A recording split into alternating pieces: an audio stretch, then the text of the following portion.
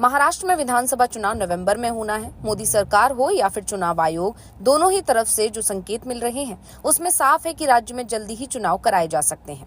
वैसे भी 26 नवंबर को महाराष्ट्र विधानसभा का कार्यकाल समाप्त हो रहा है, यानी चुनाव 26 नवंबर से पहले होंगे, ये तय माना जा रहा है। और ये भी तय माना जा रहा है कि हरियाणा विधानसभा चुनाव के परिणाम सामने आने के सप्ताह भर के अंदर ही विधानसभा चुनाव का ऐलान हो जाएगा, क्योंकि चुनाव आयोग को किसी भी राज्य में चुनाव कराने के लिए कम से कम 40 दिन का समय चाहिए होता है।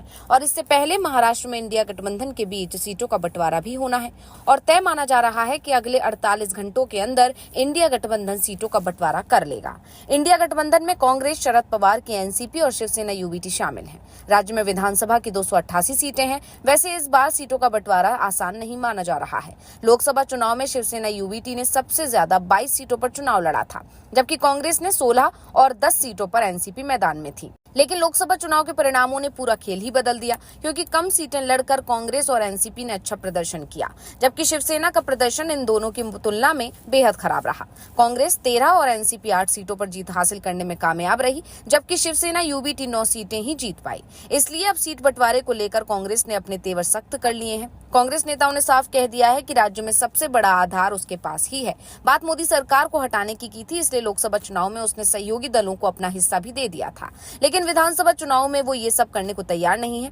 जहां दो दल मजबूत हो रहे हैं, वहां उसे दावेदारी करनी चाहिए। सिर्फ ज्यादा सीट लड़ने के लिए सीटों पर दावा नहीं करना चाहिए, जैसा शिवसेना यूबीटी की तरफ से लोकसभा चुनाव में किया गया, बल्कि जहां जो जीत सके उसे लड़ना चाहिए, क्योंकि अब बात राज्य की सत्ता हासिल करने की है। दूसरी तरफ शिवसेना यूबीटी को इस बात का एहसास है कि सरकार बनने पर जिस दल के पास ज्यादा विधायक होंगे उसका ही सीएम होगा।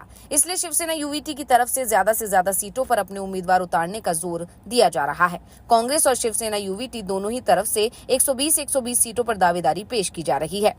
तो शरद पवार की एनसीपी भी इस बार 90 सीटों से कम पर चुनाव लड़ने को तैयार नहीं है।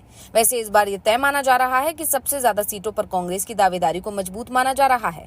कांग्रेस नेताओं ने भी साफ संकेत दे दिए हैं कि भले ही उनकी पार्टी को शिवसेना से 5 सीटें ज्यादा लड़ने को मिले, लेकिन इस बार कांग्रेस अपने रुख में नरमी नहीं लाएगी और राज्य में बड़े भाई की भूमिका निभाएगी। दरअसल उद्धव ठाकरे की पार्टी का डर कुछ और भी है, क्योंकि राज्य में उनकी पार्टी का जीत का स्ट्राइक रेट हमेशा सहयोगी दल से कम रहता है।